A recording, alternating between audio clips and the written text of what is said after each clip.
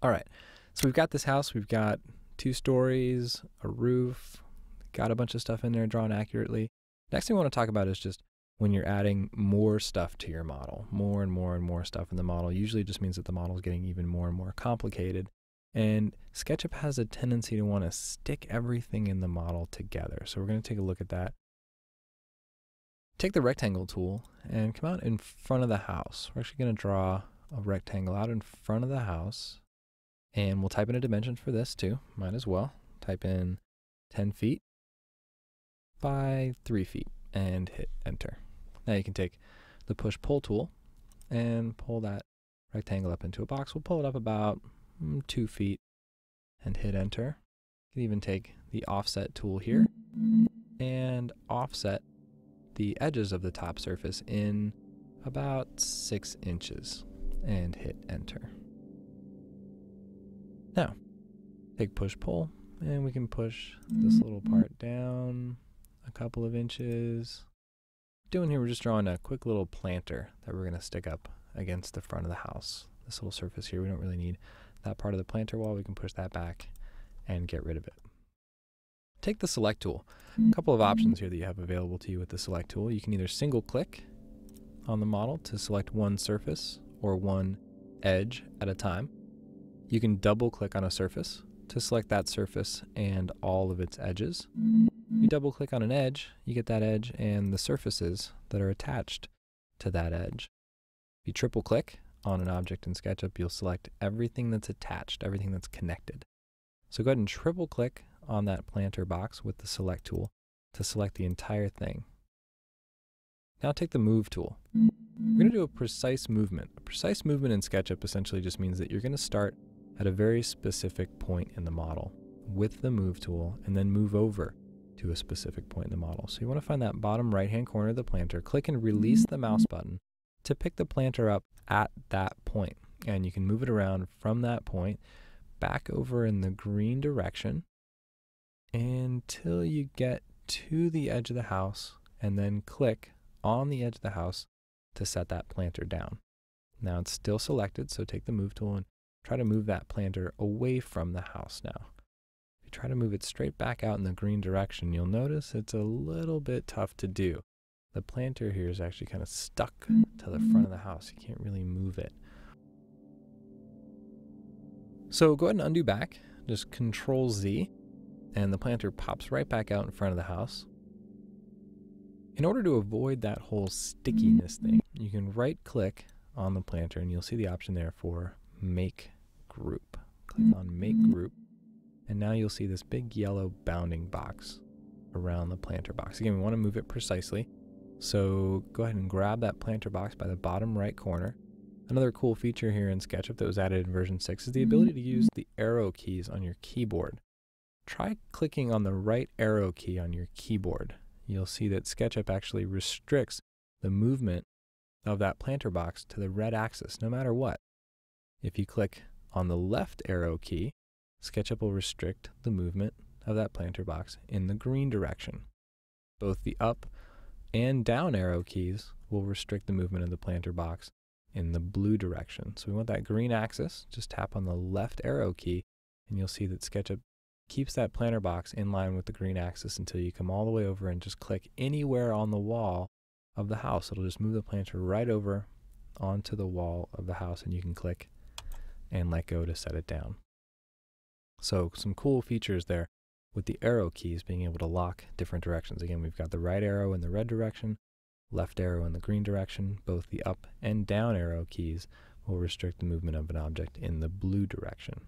So the planter box right up against the side of the house, click and move it away from it, and you'll see now, by having made that planter box a group, it's no longer stuck to the side of the house. So from here, we've kind of looked at this notion that you can group objects in the model, and essentially what that does is it keeps them separate from each other. Well, if I zoom out here, we can see that some other things that we've got in our model, like the roof, the garage piece over at the side, and even just the first story and second story, everything that we've got here in the model so far is all stuck together.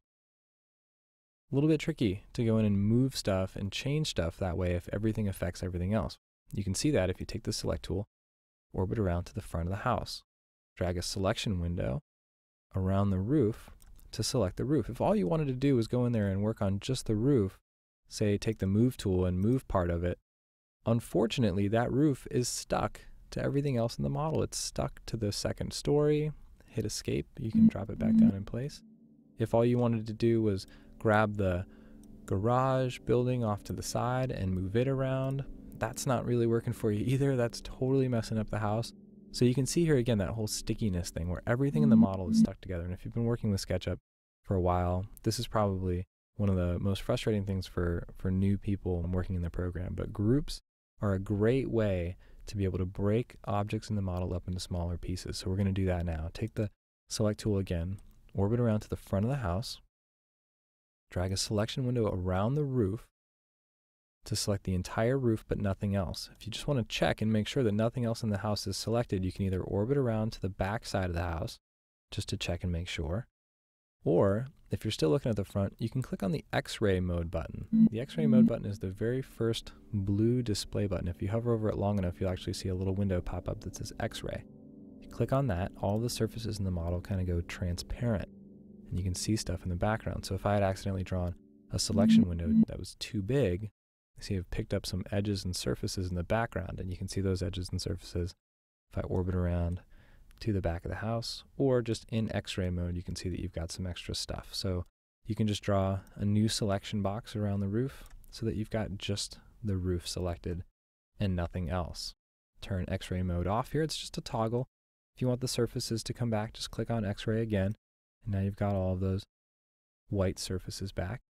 While the roof is selected, again, you can right-click on the roof while it's selected, and you'll see the option there for Make Group. I'm going to do the same thing with the little garage building off to the side. Take the Select tool, maybe go into X-ray view mode again, just to check and make sure that when you drag your selection box around the garage, you get the entire garage building, but nothing else. Another thing to kind of take note of here is that I'm dragging my selection box from left to right. There's a difference. If you drag your selection box from right to left, you'll end up selecting everything that that selection box touches. Quite a difference. So left to right, got just the garage building. If I were to do that same selection box from right to left, see I've got that garage building, but a bunch of other surfaces in the model as well. So make sure you're going from left to right, and you should be good to go. Again, you can turn X-ray mode off, right-click on that garage building, and again select the option for Make Group. Now you remember what was happening earlier. When I had the roof selected, I'd move it around and the whole building changed. Now I can select the roof, take the Move tool, and move just the roof. You see it's totally detached. It's its own thing in the model. Again, I can hit Escape to drop it back down in place. The same thing with the garage. Right-click off in white space to clear the selection set, and you can come over and pick that garage building up and move it around, and you'll see it's its own thing. So a couple of options there for kind of separating the model and breaking it up into smaller pieces.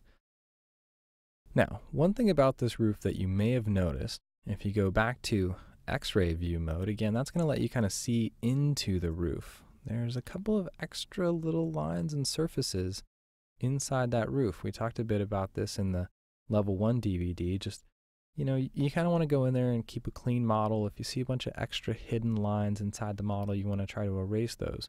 Well, if I were to take the eraser tool here now and try to erase those edges inside the roof, the entire roof goes away. One of the things about grouping objects is that if you take all those edges and surfaces and make a group out of them, it's all one object. In order to go in there and edit a group in the model, the first thing that you're going to want to do is right-click on that group and select the option for Edit Group. Edit Group is going to sort of take you inside that group.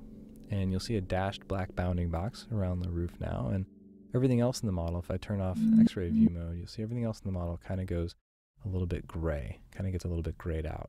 Those are the two visual indications that now this group is the only thing in the model that you can work on.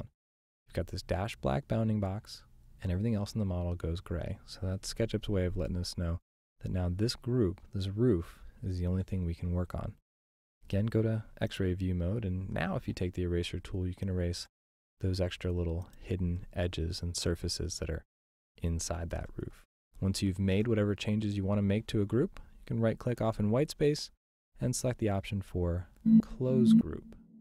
So again, if you ever want to edit a group in the model, right-click on that group and you'll see the option for Edit Group.